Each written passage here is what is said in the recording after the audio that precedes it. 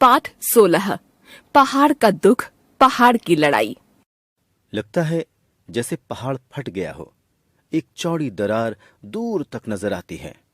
लाल लामा हाथ उठाकर इशारा करता है। उसमें पूरा दब गया है। मेरे भीतर कंपकपी फैल जाती है। बड़ी भयावह लगती है। वो दरार डायन की तरह मुंह खोले हुए। चौतरफा नजर दौड़ाता हूं सहमे भाव से। इतनी बर्फ, इतना सन्नाटा, इतनी अचेतन कर देने वाली सफेदी कि वहां अपनी उपस्थिति पर संदेह होता है। सांस लेने में कठिनाई महसूस होती है चलते हुए। अपने भीतर किसी प्रेत के चलने की पदचाप सुनाई देती है। जिधर आंख उठाओ मौत पसरी हुई है। बर्फ की आंधी ने सब कुछ निगल लिया है। मकानों और पेड़ों के आकार बेडौल ढूहों में बदल गए हैं। मनुष्यों और मवेशियों की लाशें घरों और बाड़ों से निकाली जा रही हैं। दुतल्ले के घर जिनमें नीचे के तल्ले पर जानवरों के रहने का ठौर ठांव और ऊपर स्त्री पुरुषों की दुनिया, अब दोनों दुनियाओं में खामोशी है। कुछ रोज पहले तक इस खामोशी का कहीं नामो निशान भी नहीं था। कल्पा से आगे पूह और फिर वहां से दिशा बदलकर स्पीति नदी के किनारे किनारे दनखर तक जिंदगी का भरपूर कोलाहल था। लेकिन आज केलांग और गाजा पर हेलीकॉप्टर उड़ रहे हैं, इस उम्मीद में कि शायद कहीं जीवन का कोई हिस्सा नजर आ जाए। प्रकृति की विनाश लीला अविश्वसनीय और अनंत लगती है। बर्फ का गिरना अभी भी जारी है। धुंध की चमकीली छायाएं डोल रही हैं। हिमखंड एकदम बेआवाज टूट कर गिर रहे हैं। लगता है मृत्यु बहुत क्रूर, बहुत चालाक, बहुत भ्रष्ट है। उसने चुपचाप चारों ओर जाल फैला दिया है। लाल लामा बर्फीले अंधड़ के अचानक आ धमकने और फिर बेतरह तबाही मचाने के बारे में बता रहा है।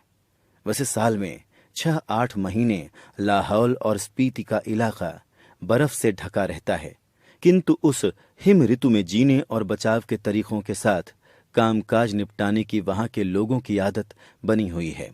कोई डर नहीं, हिमस्खलन को भी वे झेल जाते हैं। लेकिन इस बार तो लोग रात को सोए और फिर आंखें खोलने का भी अवसर उन्हें नहीं मिला। ऐसा भयंकर तूफान आया कि बर्फ की चट्टानें पतंगों की तरह उड़ने लगीं। पल भर में इस आसमानी कोप ने गांव के गांव दबोच लिए। हवा में असंख्य नुकीले तीर सनसना रहे हैं। ठंड के बावजूद मैं पसीने में नहा रहा हूं। मितली और घबराहट महसूस हो रही है। लाल लामा मेरी स्थिति को भांप लेता है। हम धीमे कदमों से लौट आते हैं। ऐसी हवा को हम मुर्दों की बूटी कहते हैं। इसमें सांस लेना मुश्किल होता है। कई लोग बेहोश हो जाते हैं। लाल लामा ने ये रहस्य उस समय खोला जब हम फिर उड़ान पर थे। वो वायुसेना का एक खोजी हेलीकॉप्टर था। पता लगा रहा था कहाँ क्या नुकसान हुआ है। थोड़ी थोड़ी देर बाद उसके एक अधिकारी सूचनाएं भेज रहे थे। एक अत्यंत व्यस्त और समझदार चेहरा, जिस पर जब तब चिंता की रेखाएं झांकने लगती थीं। लेकिन उनकी आवाज साफ थी और शब्दों में कहीं अस्थिरता नहीं थी। किस स्थान पर कैसी सहायता की आवश्यकता है, वे तेजी से हिदायतें दे रहे थे। मैं बीच बीच में उनकी ओर देख लेता था, सराहना की निगाह से। उनके व्यक्तित्व की दृढ़ता के सहारे मैं अपने मन की कमजोरी और बेचैनी से उबरने की कोशिश करने लगा। लाल लामा से बहुत कुछ मालूम हुआ। लाहौल क्षेत्र में ज्यादातर बौद्ध रहते हैं। लामाओं का वहां बड़ा मान है। 2 तरह के लामा होते हैं, पीले लामा और लाल लामा। पीले लामा पीले वस्त्र पहनते हैं और ब्रह्मचर्य का पालन करते हुए अपना समय धर्म के अध्ययन मनन में लगाते हैं। वे ज्यादा संख्या में नहीं हैं। लाल लामा खूब हैं। लाल वस्त्र धारण करते हैं, विवाह करते हैं और प्रायः खेती बाड़ी का धंधा अपनाए। उनमें से अधिकांश पढ़े लिखे भी नहीं हैं। वे एक खास किस्म की जड़ी कूठ और जौ पैदा करते हैं। जौ का सत्तू, नमकीन चाय और सरसों का तेल आम खान पान में शामिल है। जौ की शराब छांग को बहुत पवित्रता के साथ पिया जाता है। मांस कम ही खाया जाता है। लाल लामा ने एक ढीला ढाला ऊनी चोगा पहन रखा था। कमरबंद के रूप में एक रस्सी कसकर बंधी हुई थी। घुटनों तक चढ़े हुए जूते उनका तला चमड़े का, लेकिन ऊपर का हिस्सा ऊनी। चोगे के निचले भाग को बड़ी सफाई से पायजामे के पायचों की तरफ जूतों में खोस लिया गया था। स्पीति के गांवों में हेलीकॉप्टरों से खाना और कपड़े गिराए जा रहे थे। संकट के कठिन समय में भी मैंने वहां के निवासियों को उदास और आकुल नहीं देखा। जिंदगी और मौत के साथ उनका रिश्ता मुझे बाकी दुनिया से अलग और निर्विकार सा लगा। बच्चे अवश्य उत्सुकतावश हेलीकॉप्टर को घेर कर खड़े हो जाते थे, लेकिन बर्फ काटने में लगे हुए स्त्री पुरुष सिर्फ एक उचटती सी निगाह उधर डालकर काम करते रहते थे। उन्हें अपने पर ही ज्यादा भरोसा था। एक जगह 6 स्त्रियां बर्फ हटाने में लगी हुई थीं।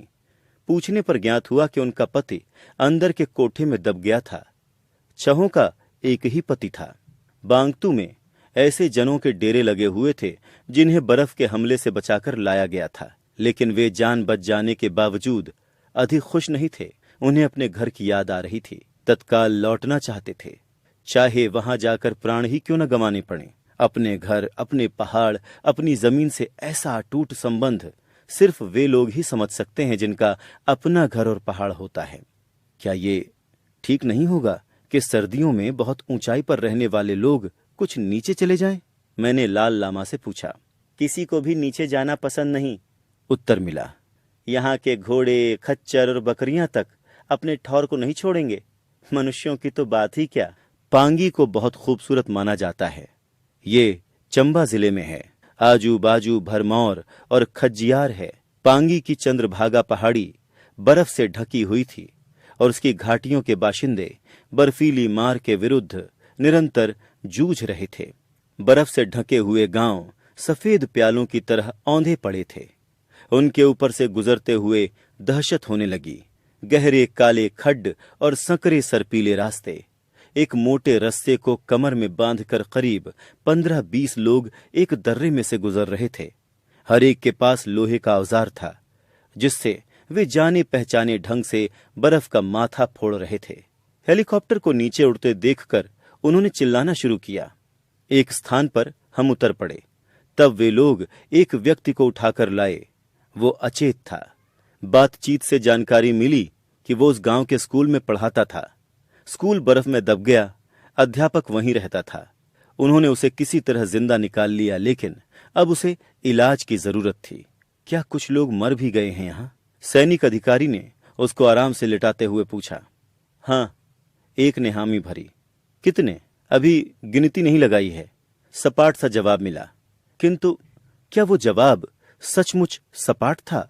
पहाड़ का आदमी पहाड़ की तरह सख्त होता है, उतना ही चुप, उतना ही ठाढ़ा। जब वो बोलता है तो उसका स्वर भावहीन सा लगता है, लेकिन उस भावहीनता की परतों के नीचे भावनाओं का कैसा द्वंद्व उबलता रहता है, उसकी पहचान कौन करे?